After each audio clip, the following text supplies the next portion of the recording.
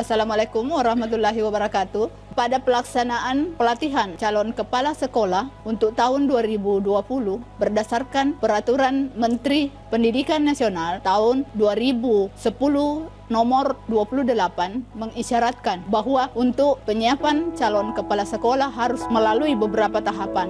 LPPKS sebagai salah satu wadah untuk penyiapan calon kepala sekolah menyiapkan beberapa tahapan yang harus dilalui oleh seorang calon kepala sekolah, yaitu tahapan on-job training 1, in-service training 1, on-job training 2, dan in-service training 2. Untuk pelaksanaan on-job training 2 dilaksanakan pada 2 sekolah, yaitu Sekolah Magang 1 yang merupakan tempat di mana calon kepala sekolah sehari-hari melaksanakan tugasnya, dan untuk pelaksanaan peningkatan kompetensi dilaksanakan pada Sekolah Magang 2.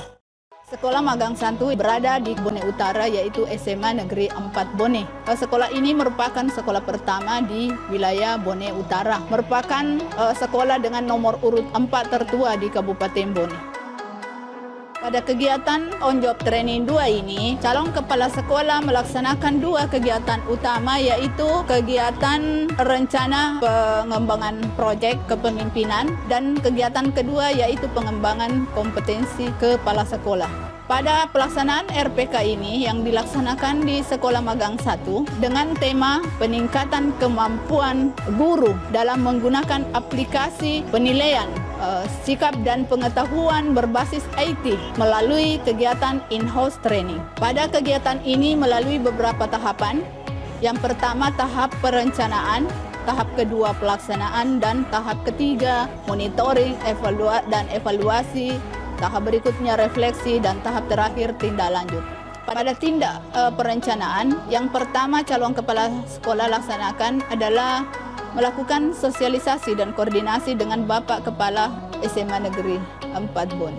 Selanjutnya, calon kepala sekolah mengadakan pembentukan panitia untuk pelaksanaan IHT, kemudian berkoordinasi dengan panitia, menyusun panduan, menyusun persiapan untuk pelaksanaan kegiatan in-house training. Selain daripada itu, dilaksanakan juga koordinasi dengan narasumber yang akan dilaksanakan pada kegiatan in-house training. Rencana proyek kepemimpinan dilaksanakan pada hari Senin tanggal 9 November 2020, diawali dengan pembukaan oleh Bapak Pengawas dan Kepala Sekolah, kemudian penyampaian dari calon kepala sekolah tentang tujuan dan maksud kegiatan. Untuk tahapan pembukaan, calon kepala sekolah memperkenalkan narasumber yang akan membawakan materi dalam pelaksanaan kegiatan in-house training. Kegiatan selanjutnya masih pada hari pertama, yaitu penyampaian materi dari narasumber Bapak Supriyadi SPD tentang bagaimana penerapan aplikasi penilaian sikap dan pengetahuan untuk peserta didik.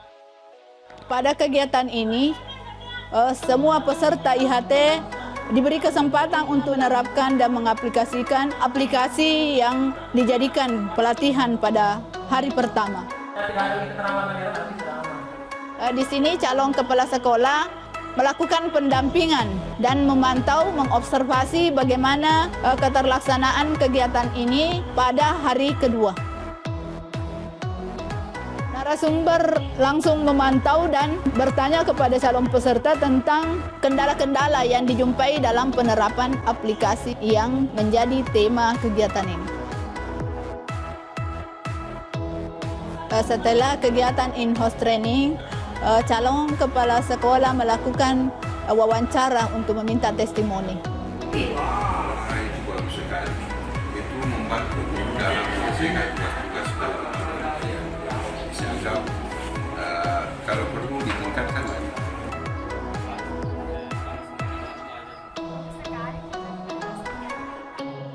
Untuk pelaksanaan peningkatan kompetensi dilakukan pada Sekolah Magang 2. Sekolah Magang 2 yang dipilih oleh calon kepala sekolah adalah SMA Negeri 14 Bone yang dulunya bernama SMA Negeri 1 Telu Siatinge. Masih berada di wilayah Bone Utara, dipimpin oleh Dr. Andes Mubarak MPD. Pada tahapan peningkatan kompetensi ini, kegiatan calon kepala sekolah yang pertama meminta kesediaan Bapak Kepala Sekolah untuk waktunya membimbing calon kepala sekolah tentang kompetensi yang harus dimiliki.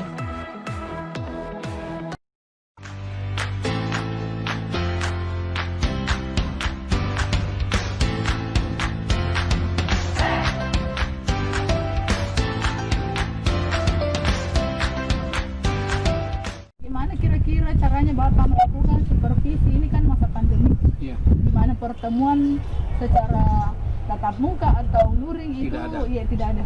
Alhamdulillah Bu, jadi selama masa pandemi COVID-19 ini untuk semester ganjil 2020-2021 mereka tetap mengajar secara daring, secara online, tetapi pada saat mereka mengajar kami menyuruh Bapak Ibu guru merekam pembelajarannya. Hasil rekaman itulah yang kami ambil sebagai supervisor untuk menilai bagaimana pembelajaran yang dilaksanakan oleh Bapak Ibu guru. Langkah berikutnya bagi guru yang memang sudah membuat video pembelajaran berbasis Android, maka pembelajaran itu yang kami ambil baru kami nilai sebagai supervisor, sehingga supervisi akademi di masa pandemi COVID-19 ini tetap berjalan. Begitu tekniknya.